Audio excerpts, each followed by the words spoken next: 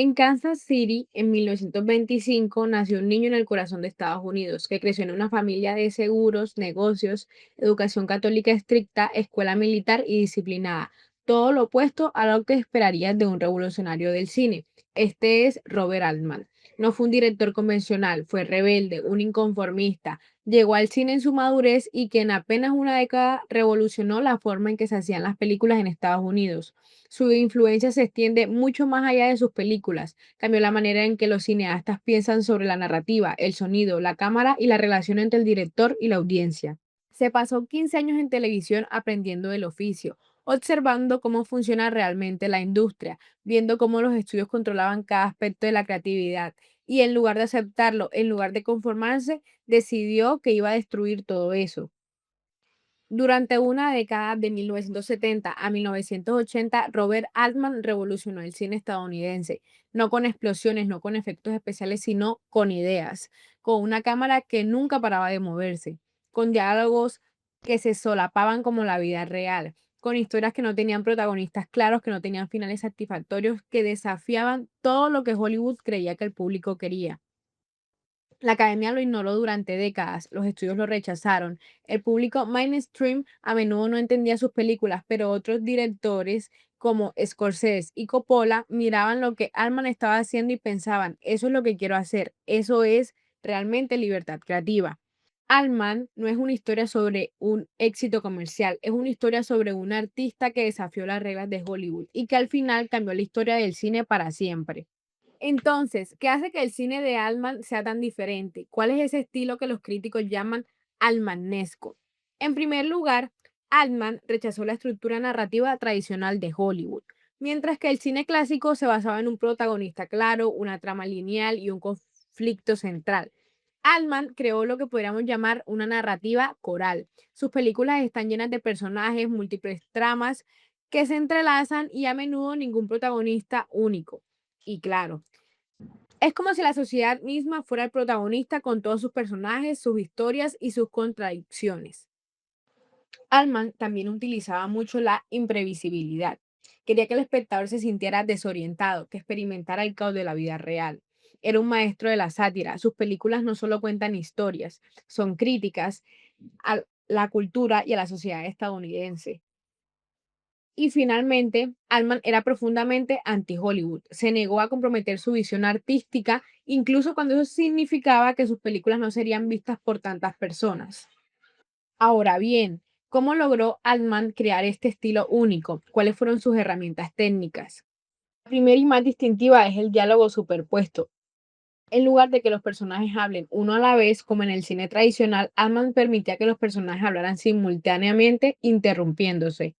La segunda innovación es su uso del zoom. Altman usaba el zoom no para acercarse a los actores de manera dramática, sino para reencuadrar, para redirigir la atención del espectador dentro de una escena sin cortes. Y finalmente, la cámara móvil constante. Altman rara vez dejaba la cámara estática, estaba siempre en movimiento, siguiendo a los personajes, explorando el espacio. Esto crea una atmósfera de inquietud, de que algo está sucediendo en todo momento. Estas innovaciones técnicas no eran simplemente trucos cinematográficos, eran expresiones de su filosofía artística, el deseo de capturar la vida tal como es, compleja, caótica y a menudo sin resolver. Ahora vamos a hablar de las películas que definen la carrera de Robert Altman. Hay tres que son especialmente importantes. La primera es,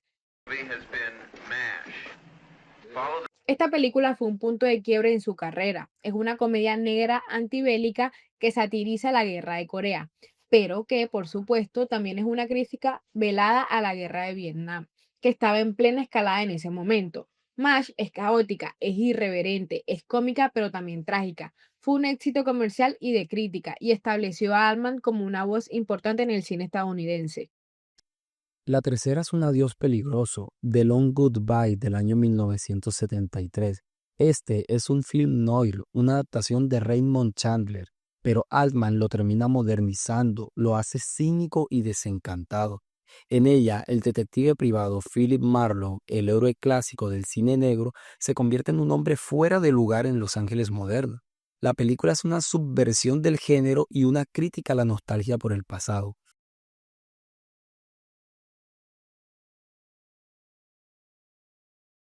Y finalmente Nashville del año 1975, la cual es una obra maestra, el boom y el pico de su carrera.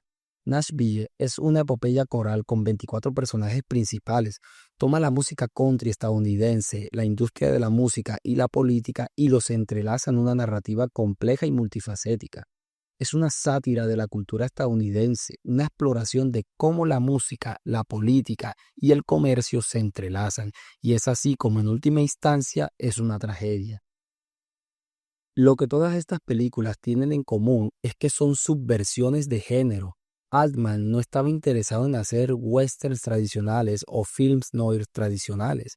Estaba interesado en deconstruir estos géneros, en revelar sus contradicciones, en mostrar la complejidad de la vida real que a menudo estos géneros ignoran.